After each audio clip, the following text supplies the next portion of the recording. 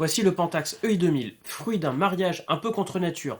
Pentax, maître opticien japonais, et Hewlett-Packard, roi des imprimantes et des PC de bureau.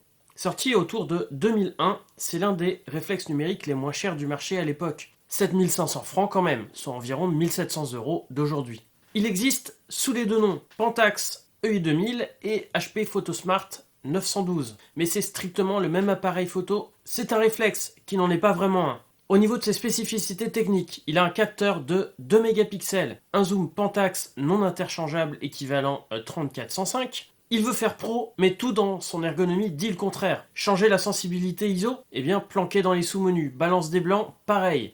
L'interface ressemble à un mauvais clone de Game Boy sous Comic Sans, et pourtant, il propose des modes manuels, un viseur réflexe, un miroir semi-transparent, et qui fait perdre un peu de lumière, mais permet de viser à l'ancienne. La qualité photo, eh bien, pas de RAW, malheureusement, seulement du JPEG, ou du TIFF si on veut s'ouvrir, parce que là il est particulièrement lent. Quand il fait très beau, on peut obtenir des images correctes, mais dès que la lumière baisse, les limites sautent aux yeux, bruit, mollesse, lenteur, balance des blancs à la ramasse. Et pour ne rien arranger, les anciens propriétaires avaient activé les inscriptions automatiques.